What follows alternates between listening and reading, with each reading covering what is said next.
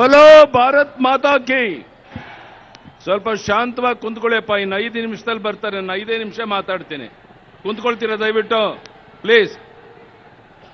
ಪ್ರಧಾನಿ ನರೇಂದ್ರ ಮೋದಿ ಅವರಿಗೆ ಭಾರತ್ ಮಾತಾ ಕಿ. ಬಂಧುಗಳೇ, ಕೊಪ್ಪಳದಿಂದ ಕರಡಿ ಸಂಗಣ್ಣವ್ರನ್ನ, ರಾಯಚೂರಿನಿಂದ ರಾಜ ಅಮರೇಶ್ ನಾಯಕ್ ಅವರನ್ನ, ಬಳ್ಳಾರಿಯಿಂದ ದೇವೇಂದ್ರಪ್ಪನವ್ರನ್ನ ಗೆಲ್ಲಿಸಿ ಕಳಿಸ್ಕೊಡ್ಬೇಕು ಅಂತೇಳಿ ವಿನಂತಿ ಮಾಡೋಕ್ಕೋಸ್ಕರ ನಾವೆಲ್ಲ ಇಲ್ಲಿಗೆ ಬಂದಿದ್ದೇವೆ. ಇನ್ನು 5 ನಿಮಿಷದಲ್ಲಿ ನರೇಂದ್ರ ಮೋದಿ ಅವರು ಬಂದು ತಮ್ಮನ್ನು ಕುರಿತು ಮಾತನಾಡ್ತಾರೆ. ಶಾಂತವಾಗಿ ಸಹಕರಿಸಬೇಕು. ಬಿಸಿಲಲ್ಲಿ ತಾವು ಕುಂತಿದ್ದೀರಾ. ಇವತ್ತು ದೇಶದ ಇತಿಹಾಸದಲ್ಲಿ ಮೊದಲ ಬಾರಿಗೆ ರೈತರಿಗೆ ಅನೇಕ ಕೊಡುಗೆಯನ್ನು ಕೊಡೋ ತೀರ್ಮಾನ ನರೇಂದ್ರ ಮೋದಿ ಅವರು ಮಾಡಿದ್ದಾರೆ. ರೈತರಿಗೆ 6,000 ರೂಪಾಯಿ ಪೆನ್ಷನ್ ಕೊಡುವಂತ ಒಂದು ವಿನೂತನ ಯೋಜನೆ, 8 ಕೋಟಿ ಉಜಾಲ ಯೋಜನೆಯಡಿ ಗ್ಯಾಸ್ ಸಂಪರ್ಕ, ಮಹಿಳೆಯರಿಗೂ ಸಹ ಮೀಸಲಾತಿ ವಿಧಾನಸಭೆ ಲೋಕಸಭೆಯಲ್ಲಿ 50 ಲಕ್ಷದವರೆಗೆ ಯಾವುದೇ ಗ್ಯಾರಂಟಿ ಇಲ್ಲದೇನೆ ಮಹಿಳೆಯರಿಗೆ ಸಾಲ ಕೊಡುವಂತ ಕೈಗಾರಿಕೆ ಪ್ರಾರಂಭ ಮಾಡೋಕ್ಕೆ ಯೋಜನೆ, ಕಾರ್ಮಿಕರಿಗೆ 3,000 ರೂಪಾಯಿ ಪೆನ್ಷನ್, ಆದಾಯ ತೆರಿಗೆ 2 ಲಕ್ಷದಿಂದ ಈಗ 5 ಲಕ್ಷ, 1.5 ಲಕ್ಷ ಸೇವೆ 6.5 ಲಕ್ಷದವರೆಗೂ ಅನುಕೂಲ, ಮುದ್ರಾ ಯೋಜನೆಯಡಿ 17 ಕೋಟಿ ಜನರಿಗೆ 8 ಲಕ್ಷ ಕೋಟಿ ಸಾಲ, 50 ಕೋಟಿ ಜನರಿಗೆ ಆಯುಷ್ಮಾನ್ ಭಾರತ ಯೋಜನೆ, 40 ಲಕ್ಷದವರೆಗೆ ವ್ಯಾಪಾರಸ್ಥರಿಗೆ ಯಾವುದೇ ಒಂದು ತೆರಿಗೆ ಇಲ್ಲದ ವಿನೂತನವಾದಂತಹ ಒಂದು ಯೋಜನೆ, 30 ಕೋಟಿ ಜನಧನ್ ಖಾತೆಗಳು, 17 ಬೆಳೆಗಳಿಗೆ ಲಾಭದಾಯಕ ಒಂದು ಬೆಲೆ ನಿರ್ಧಾರ ಮಾಡಿರುವಂತಹದ್ದು. ಹೀಗೆ ನಮ್ಮ ರಾಜ್ಯದಲ್ಲಿ ಬಹಳಷ್ಟು ಕ್ರಾಂತಿಕಾರಿ ಬದಲಾವಣೆ ಆಗೋದಿದೆ. ಬಂಧುಗಳೇ, ನಾನು ಹೇಳ್ತಾ ಇಲ್ಲ, ಕಾಂಗ್ರೆಸ್ಸಿನ ಮುಖಂಡ ಜನಾರ್ದನ ಪೂಜಾರಿ ಹೇಳ್ತಾರೆ. ಈಗ ಅಲ್ಲ, ಮತ್ತೊಮ್ಮೆನೂ ಸಹ ನರೇಂದ್ರ ಮೋದಿ ಅವರೇ ಈ ದೇಶದ ಪ್ರಧಾನಿ ಆಗಬೇಕು ಅಂತ ಜನಾರ್ದನ ಪೂಜಾರಿ ಅವರು ಹೇಳ್ತಾ ಇದ್ದಾರೆ. ಬಂಧುಗಳೇ, ಕುಮಾರಸ್ವಾಮಿ ಅವರು ಪುಲ್ವಾಮಾ ದಾಳಿ ನನಗೆ ಮೊದಲೇ ಗೊತ್ತಿತ್ತು ಅಂತ ಹೇಳಿಕೆಯನ್ನು ಕೊಡೋದ್ರ ಮೂಲಕ ನಾನೊಬ್ಬ ದೇಶದ್ರೋಹಿ ಕೆಲಸವನ್ನು ಮಾಡ್ತಾ ಇದ್ದೀನಿ ಅರಿವಿಲ್ಲದೇ ಮಾತನಾಡಿದ್ದಾರೆ. ಪುಲ್ವಾಮಾ ದಾಳಿ ಅವ್ರಿಗೆ ಗೊತ್ತಿದ್ರೆ ಮುಂಚೆನೆ ರಾಷ್ಟ್ರಪತಿಗಳಿಗೆ ಸಂಬಂಧಪಟ್ಟ ಅಧಿಕಾರಿಗಳಿಗೆ ತಿಳಿಸಿದ್ರೆ ಆ 44 ಜನ ಯೋಧರೇನು ಹುತಾತ್ಮರಾದರನ್ನು ತಪ್ಪಿಸಬಹುದಾಗಿತ್ತು. ಇದು ಬೇಜವಾಬ್ದಾರಿ ಈ ರಾಜ್ಯದ ಮುಖ್ಯಮಂತ್ರಿ ನಡವಳಿಕೆ. ನೆನ್ನೆ ಹೇಳಿಕೆಯನ್ನು ಕೊಡ್ತಾರೆ, ಯಾರು ಹಸುವಿನಿಂದ ಬಳಲ್ತಾ ಇದ್ದಾರೆ, ಬಡವರಿದ್ದಾರೆ, ಅಂತವರು ಮಿಲಿಟರಿಗೆ ಹೋಗ್ತಾ ಇದ್ದಾರೆ ಅಂತೇಳಿ ನಮ್ಮ ಸೈನಿಕರಿಗೆ ಅಪಮಾನ ಮಾಡುವಂತ ಮಾತನ್ನ ಈ ರಾಜ್ಯದ ಮುಖ್ಯಮಂತ್ರಿ ಮಾತನಾಡಿದ್ದಾರೆ. ಇದು ಸಂವಿಧಾನ ವಿರೋಧಿ ಮಾತು. ಜನರಿಗೆ ಮಿಲಿಟರಿಗೆ ಅಪಮಾನ ಮಾಡುವಂತ, ಸೈನಿಕರಿಗೆ ಅಪಮಾನ ಮಾಡುವಂತ ಅನ್ನೋದು ಅರಿವಿಲ್ಲದೇ ಮಾತನಾಡ್ತಾ ಇದ್ದಾರೆ. ಕುಮಾರಸ್ವಾಮಿ ಅವರು ಕರ್ನಾಟಕದಲ್ಲಿ ಗೂಂಡಾ ಸಂಸ್ಕೃತಿಯನ್ನು ಬೆಳೆಸುವಂತ ಪ್ರಯತ್ನ ಮಾಡ್ತಾ ಇದ್ದಾರೆ. ಇದನ್ನ ನಾವು ಒಪ್ಪಕ್ಕೆ ಸಾಧ್ಯ ಇಲ್ಲ. ರೇವಣ್ಣ ಅವರು ಹೇಳ್ತಾರೆ, ನರೇಂದ್ರ ಮೋದಿ ಅವರು ಪ್ರಧಾನಿ ಆದರೆ ನಾನು ರಾಜಕೀಯದಿಂದ ನಿವೃತ್ತಿ ಆಗ್ತೀನಿ ಅಂತ. ನಾನು ರೇವಣ್ಣ ಅವ್ರಿಗೆ ಹೇಳಕ್ಕೆ ಇಚ್ಛೆ ಪಡ್ತೇನೆ, ಈಗಾಗಲೇ ಈ ದೇಶದ ಪ್ರಧಾನಿ ನರೇಂದ್ರ ಮೋದಿ ಅಂತೇಳಿ ಈ ದೇಶದ 130 ಕೋಟಿ ಜನ ತೀರ್ಮಾನ ಮಾಡಿರುವಂತ ಈ ಸಂದರ್ಭದಲ್ಲಿ ಅದನ್ನು ತಡೆಯೋದಕ್ಕೆ ಯಾರಿಂದಲೂ ಸಾಧ್ಯ ಇಲ್ಲ. ರಾಜೀನಾಮೆ ಕೊಡಕ್ಕೆ ನೀವು ಸಿದ್ಧತೆಯನ್ನು ಮಾಡಿಕೊಳ್ಬೇಕು ಅನ್ನೋ ಮಾತನ್ನ ಈ ಸಮಯದಲ್ಲಿ ನಾನು ಹೇಳ್ತೇನೆ. ರಾಜಕೀಯದ ಇವರ ನಡವಳಿಕೆ ಬಗ್ಗೆ ರಾಜ್ಯದ ಜನ ಬೇಸತ್ತಿದ್ದಾರೆ. ಇನ್ನು ಕಾಂಗ್ರೆಸ್ ಸಂಸ್ಕೃತಿ ಹದಗೆಟ್ಟಿದೆ. ಚುನಾವಣೆ ನಂತರ ಇವರ ಬಡದಾಟ ಸ್ಫೋಟಗೊಳ್ಳುತ್ತೆ. ರಾಜ್ಯದಲ್ಲಿ ನಿಶ್ಚಿತವಾಗಿ ನಾವು ಕರಡಿ ಸಂಗಣ್ಣ, ರಾಜ ಅಮರೇಶ್ ನಾಯಕ್, ದೇವೇಂದ್ರಪ್ಪ ಸೇರಿ ಕನಿಷ್ಠ 22 ಲೋಕಸಭಾ ಕ್ಷೇತ್ರ ಗೆಲ್ಲೋದು 100ಕ್ಕೆ 100 ಸತ್ಯ. ದೇಶದಲ್ಲಿ 300 ಲೋಕಸಭಾ ಕ್ಷೇತ್ರವನ್ನು ಗೆದ್ದು ನರೇಂದ್ರ ಮೋದಿ ಅವರು ಈ ದೇಶದ ಮತ್ತೆ ಪ್ರಧಾನಿ ಆಗೋರಿದ್ದಾರೆ. ಇಂಥ ಒಂದು ವಿಶೇಷವಾದ ಸಂದರ್ಭದಲ್ಲಿ ಈ ಕಾರ್ಯಕ್ರಮ ಇಲ್ಲಿ ನಡೀತಾ ಇದೆ. ಬಂಧುಗಳೇ, ಇವತ್ತು 10 ವರ್ಷದ ಪ್ರಧಾನಿಯಾಗಿದ್ದಂತ ಮನಮೋಹನ್ ಸಿಂಗ್ ಅವರ ಹೆಸರು ಹೇಳೋದಕ್ಕೆ ಇವರು ಸಿದ್ಧ ಇಲ್ಲ. ದೇಶದ ಉದ್ದಗಲಕ್ಕೆ 5 ವರ್ಷ ಆಡಳಿತ ನಡೆಸಿದ ಮೋದಿ ಮೋದಿ ಮೋದಿ ಅನ್ನುವಂಥ ಮಾತು ಎಲ್ಲ ಕಡೆ ಕೇಳಿ ಬರ್ತಾ ಇರುವಂತಹದ್ದು. 18 ವರ್ಷದ ಪ್ರಾಯದಿಂದ ಹಿಡಿದು ಸಾಮಾನ್ಯ ಹೆಣ್ಣು ಮಗಳು ಸಹ ಇವತ್ತು ತೀರ್ಮಾನ ಮಾಡಿದ್ದಾರೆ, ಈ ಬಾರಿ ಮೋದಿ, ಈ ಬಾರಿ ಮೋದಿ, ಈ ಬಾರಿ ಬಿಜೆಪಿ ಸರ್ಕಾರ ಆದ್ರಿಂದ ಬಂಧುಗಳೇ, ನಾನು ಇಲ್ಲಿರುವಂತ 3 ಜಿಲ್ಲೆಯ ಪ್ರಮುಖರಲ್ಲಿ ಕೈ ಜೋಡಿಸಿ ಪ್ರಾರ್ಥನೆ ಮಾಡುವಂತಹದ್ದು, ದಯಮಾಡಿ ಮೈ ಮರಿಬೇಡಿ. ಇವತ್ತಿನಿಂದ ನಿಮ್ಮ ಬೂತ್ಗಳಲ್ಲಿ ಕನಿಷ್ಠ ಒಂದು 25-30 ಓಟನ್ನ ಹೆಚ್ಚು ಕೊಡಿಸಬೇಕು. ಯಾರು ಕಾಂಗ್ರೆಸ್ ಜೆಡಿಎಸ್ ವ್ಯಾಮೋಹದಲ್ಲಿದ್ದಾರೆ ಅವರಿಂದ ಒಂದು 25-30 ಓಟನ್ನ ಕೊಡಿಸುವಂತ ಪ್ರಯತ್ನ ಮಾಡಿ. ಅದರಲ್ಲಿ ನೀವು ಯಶಸ್ವಿ ಆದರೆ ಆಗ ಈ 3 ಕ್ಷೇತ್ರದಲ್ಲಿ 1 ಲಕ್ಷಕ್ಕೂ ಹೆಚ್ಚಿನ ಅಂತರದಲ್ಲಿ ನಮ್ಮ 3 ಜನ ಅಭ್ಯರ್ಥಿಗಳು ಗೆಲ್ಲೋದ್ರಲ್ಲಿ ಯಾವುದೇ ಸಂಶಯ ಇಲ್ಲ. ಇಂಥ ಒಂದು ವಿಶೇಷವಾದ ಸಂದರ್ಭವನ್ನ ತಾವು ಕಳ್ಕೊಳ್ಬಾರದು ಅಂತ ಈ ಸಂದರ್ಭದಲ್ಲಿ ನಾನು ನಿಮ್ಗೆ ಹೇಳಕ್ಕೆ ಇಚ್ಛೆ ಪಡ್ತೇನೆ ಬಂಧುಗಳೇ. ಬಹಳ ಮುಖ್ಯವಾಗಿ ಯಾವ ದೇಶದಲ್ಲಿ ಈ ಉಗ್ರಗಾಮಿಗಳ ತಾಂಡವ ನೃತ್ಯ ಜಮ್ಮು ಕಾಶ್ಮೀರ ನಡೀತಾ ಇದೆ, ಅದಕ್ಕೇನು ವಿಶೇಷ ಸ್ಥಾನಮಾನ ಆರ್ಟಿಕಲ್ 370 ನಾವು ಕೊಟ್ಟಿದ್ದೇವೆ, ಅದನ್ನು ವಾಪಸ್ ಪಡೆಯುವಂತ ಒಂದು ಐತಿಹಾಸಿಕ ತೀರ್ಮಾನವನ್ನ ನರೇಂದ್ರ ಮೋದಿ ಅವರು ಮಾಡ್ತಾ ಇದ್ದಾರೆ. ನಾನು ಒಂದೇ ಒಂದು ಮಾತು ನಿಮ್ಗೆ ಹೇಳಕ್ಕೆ ಇಚ್ಛೆ ಪಡುವಂತಹದ್ದು, ಈ ಚುನಾವಣೆ ಮುಗಿದ ಮೇಲೆ ಸುಮಾರು 22 ಲೋಕಸಭಾ ಕ್ಷೇತ್ರ ಕರ್ನಾಟಕದಲ್ಲಿ ಗೆದ್ದ ಮೇಲೆ ಯಾವುದೇ ಕಾರಣಕ್ಕೂ ಕಾಂಗ್ರೆಸ್ ಪಕ್ಷ ಜೆಡಿಎಸ್ ಸಮ್ಮಿಶ್ರ ಸರ್ಕಾರ ಕರ್ನಾಟಕದಲ್ಲಿ ಉಳಿಯೋಕೆ ಸಾಧ್ಯ ಇಲ್ಲ, ಉಳಿಯೋದಿಲ್ಲ. ಭಾರತೀಯ ಜನತಾ ಪಾರ್ಟಿ 104 ಸೀಟ್ ಗೆದ್ದು, ನಾವು ವಿರೋಧ ಪಕ್ಷದಲ್ಲಿ 37 ಸೀಟ್ ಗೆದ್ದಿರುವಂತ ಕುಮಾರಸ್ವಾಮಿ ಆಡಳಿತ ಪಕ್ಷದಲ್ಲಿ. ಇದಕ್ಕೆ ಕಾರಣ ಏನು? ಕಾಂಗ್ರೆಸ್ಸಿನ ಮುಖಂಡರು ಯೋಚನೆ ಮಾಡಿದ್ರು, ಎಲ್ಲಿ ಯಡಿಯೂರಪ್ಪ ಮುಖ್ಯಮಂತ್ರಿ ಆಗಿಬಿಡ್ತಾನೋ ಅನ್ನೋ ಭಯದಿಂದ ಅವರಿಗೆ ಬೆಂಬಲವನ್ನು ಘೋಷಣೆ ಮಾಡಿ ಇವತ್ತು ಯಾವ ರೀತಿ ಪರಸ್ಪರ ಕಚ್ಚಾಡ್ತಾ ಇದ್ದಾರೆ, ಬಡದಾಡ್ತಾ ಇದ್ದಾರೆ, ನೀವು ನೋಡ್ತಾ ಇದ್ದೀರಾ. ಮಂಡ್ಯದಲ್ಲಿ ಸುಮಲತಾ ಗೆಲುವನ್ನ ಸಹಿಸಕ್ಕಾಗದೇನೆ ಕುಮಾರಸ್ವಾಮಿ ಇವತ್ತು ಪತ್ರಕರ್ತ ಸ್ನೇಹಿತರ ಮೇಲೂ ಮುಗುಲು ಬಿದ್ದು ಅವರೇನಾದ್ರೂ ಇದೇ ರೀತಿ ಅವರ ಪರವಾಗಿ ಬರೆದರೆ ನಿಮ್ಮ ಮೇಲೆ ಹಲ್ಲೆ ಆದರೆ ಅದಕ್ಕೆ ನಾನು ಜವಾಬ್ದಾರನಲ್ಲ ಅನ್ನೋ ಮಾತನ್ನ ಕುಮಾರಸ್ವಾಮಿ ಹೇಳೋದ್ರ ಮೂಲಕ ಮಾಧ್ಯಮದ ಸ್ನೇಹಿತರಿಗೂ ಸಹ ಧಮಕಿ ಆಗುವಂತ ಪ್ರಯತ್ನವನ್ನ ಮಾಡ್ತಾ ಇರುವಂತಹದ್ದು ಪ್ರಜಾತಂತ್ರ ವ್ಯವಸ್ಥೆಯಲ್ಲಿ ಇದನ್ನು ಸಹಿಸಕ್ಕಾಗೋದಿಲ್ಲ. ಅದಕ್ಕಾಗಿ ನಾನು ಕುಮಾರಸ್ವಾಮಿಗೆ ಒತ್ತಾಯ ಮಾಡ್ತೇನೆ, ತಕ್ಷಣ ಮಾಧ್ಯಮದ ಸ್ನೇಹಿತರ ಕ್ಷಮಾಪಣೆಯನ್ನು ನೀನು ಕೇಳಬೇಕು.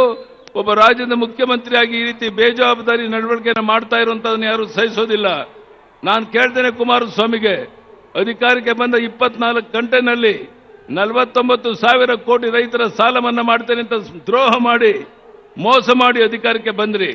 ಆದರೆ ಕಳೆದ 9 ತಿಂಗಳಲ್ಲಿ ರಾಷ್ಟ್ರೀಕೃತ ಬ್ಯಾಂಕಿನ ಸಾಲ ಸೇರಿ ಕೇವಲ 4,500 ಕೋಟಿ ಮಾತ್ರ ಸಾಲ ಮನ್ನಾ ಮಾಡಿದ್ದೀರಾ.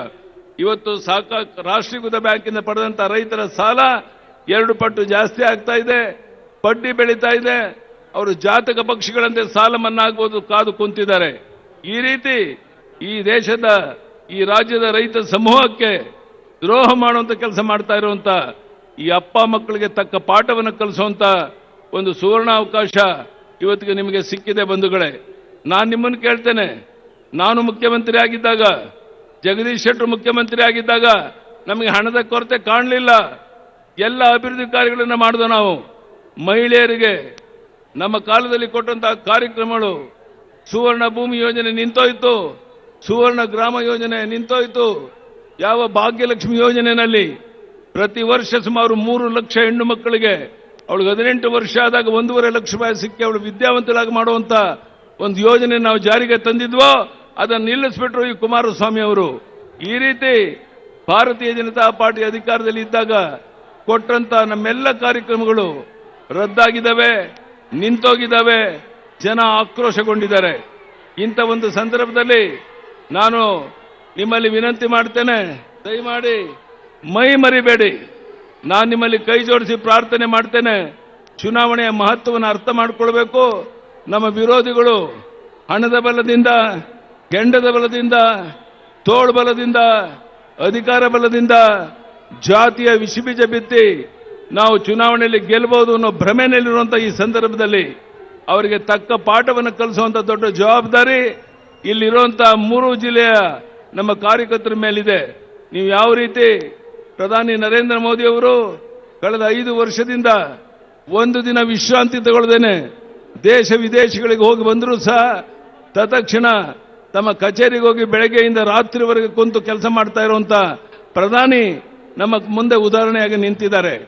ಒಬ್ಬ ದೇಶದ ಪ್ರಧಾನಿ ವರ್ಷ ಪೂರ್ತಿ 5 ವರ್ಷದಿಂದ ನಿರಂತರವಾಗಿ ಒಂದು ದಿನ ರಜಾ ತಗೊಳ್ಳದೇನೆ ಕೆಲಸ ಮಾಡ್ತಾರೆ ಅನ್ನೋದಾದ್ರೆ, ನಾವು ಇನ್ನು ಕೇವಲ ಚುನಾವಣೆ ಮುಗಿಯುವವರೆಗಾಗಿ ನೀವು ನಿಮ್ಮ ಸಮಯವನ್ನು ಕೊಟ್ಟರೆ, ನೀವು ನಿಮ್ಮ ಮನೆ ಮನೆಗೆ ಹೋಗಿ ಯಾರು ನಮಗೆ ವೋಟ್ ಕೊಟ್ಟಿಲ್ಲ ಅಂತ ಕಾರ್ಯಕರ್ತರನ್ನ ಭೇಟಿ ಮಾಡಿ, ಅಂತ ಮುಖಂಡರನ್ನ ಬಿಜೆಪಿಗೆ ತರುವಂತ ಪ್ರಯತ್ನ ಮಾಡಿ, ಒಂದೊಂದು ಬೂತ್ನಲ್ಲಿ ಕನಿಷ್ಠ ಒಂದು 40-50 ವೋಟ್ ಹೆಚ್ಚುವರಿಯಾಗಿ ವೋಟ್ ಕೊಡಿಸುವಂತ ಪ್ರಯತ್ನ ಮಾಡಿದ್ರೆ ನಮ್ಮ 3 ಜನ ಸಂಸತ್ ಸದಸ್ಯರು ಆಯ್ಕೆ ಆಗೋದ್ರಲ್ಲಿ ಯಾವುದೇ ಸಂಶಯ ಇಲ್ಲ.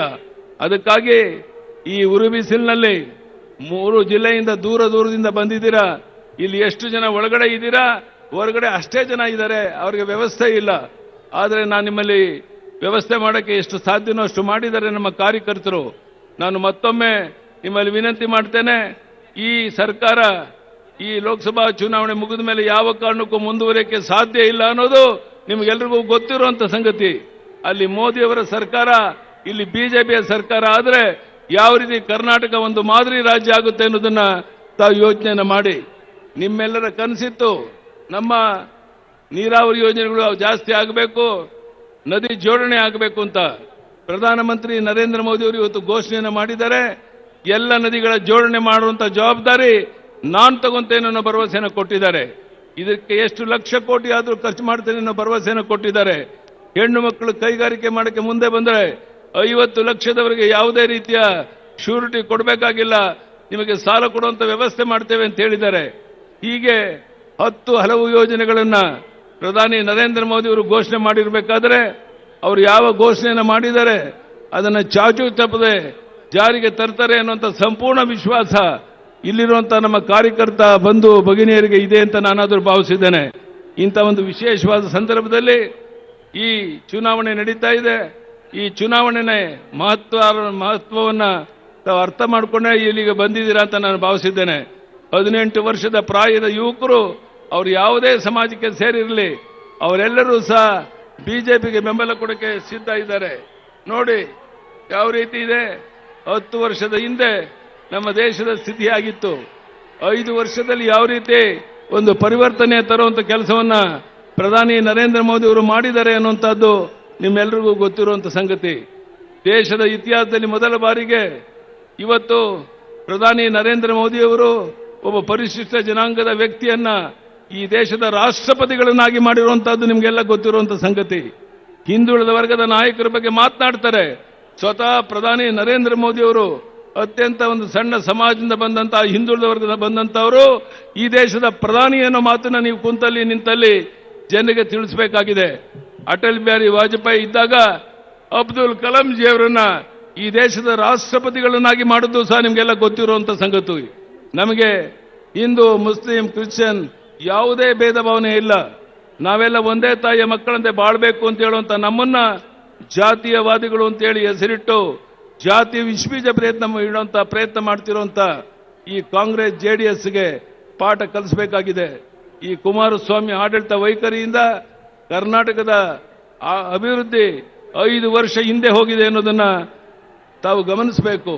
ಸಾಲ ಮನ್ನಾ ನೆಪದಲ್ಲಿ ನೀರಾವರಿ ಯೋಜನೆಗಳಾಗಲಿಲ್ಲ, ಬೇರೆ ಅಭಿವೃದ್ಧಿ ಕಾರ್ಯಗಳಾಗಲಿಲ್ಲ, ಎಲ್ಲ ಕಾರ್ಯಗಳು ಸ್ಥಗಿತ ಆಗಿರುವಂತಹ ಈ ಸಂದರ್ಭದಲ್ಲಿ ತಾವೆಲ್ಲ ಒಟ್ಟಾಗಿ ಒಂದಾಗಿ ಬೆಂಬಲವನ್ನು ಸೂಚಿಸಿ ನಮ್ಮ 3 ಜನ ಅಭ್ಯರ್ಥಿಗಳನ್ನ ದೊಡ್ಡ ಅಂತರದಲ್ಲಿ ಆಯ್ಕೆ ಮಾಡಿ ಕಳಿಸ್ಕೊಡ್ಬೇಕು ಅಂತ ನಿಮ್ಮಲ್ಲಿ ಕೈ ಜೋಡಿಸಿ ಪ್ರಾರ್ಥನೆ ಮಾಡಿ ತಮ್ಮೆಲ್ಲರಿಗೂ ವಂದನೆ ಅಭಿನಂದನೆಯನ್ನು ಸಲ್ಲಿಸಿ ನನ್ನ ಮಾತನ್ನು ಮುಗಿಸ್ತೇನೆ. ಬಲೋ ಭಾರತ್ ಮಾತಾ ಕಿ, ಪ್ರಧಾನಿ ನರೇಂದ್ರ ಮೋದಿ ಅವರಿಗೆ ಭಾರತ್ ಮಾತಾ ಕಿ, ಪ್ರಧಾನಿ ನರೇಂದ್ರ ಮೋದಿ ಅವರಿಗೆ ಭಾರತ್ ಮಾತಾ ಕಿ.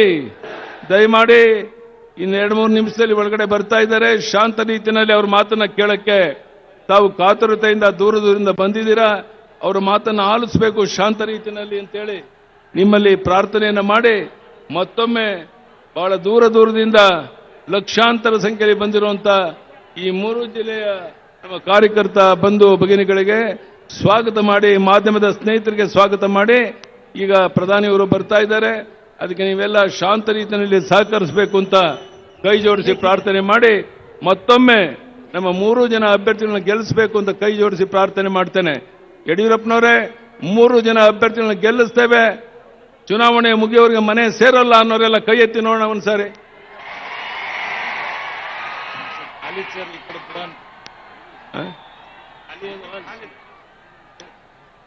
ಈ ಮೂಲೆಯಲ್ಲಿ ಆ ಶಾಮಿಯಾನ ಪಕ್ಕದಲ್ಲಿ ಜಾಗ ಖಾಲಿ ಇದೆ. ಪೊಲೀಸ್ ಅಧಿಕಾರಿಗಳು ಸಾಧ್ಯವಾದರೆ ಒಳಗಡೆ ಬಿಟ್ರೆ ಸಾವಿರಾರು ಜನ ಹೊರಗಡೆ ಇರುವಂತವ್ರಿಗೆ ಅನುಕೂಲ ಆಗುತ್ತೆ. ದಯಮಾಡಿ ಒಳಗಡೆಗೆ ಬಿಡಕ್ಕೆ ಸಾಧ್ಯ ಆದರೆ ಬಿಡಬೇಕು ಅನ್ನುವಂಥ ವಿನಂತಿಯನ್ನು ಸಹ ಈ ಸಂದರ್ಭದಲ್ಲಿ ನಾನು ಮಾಡ್ತಾ ಇದ್ದೇನೆ.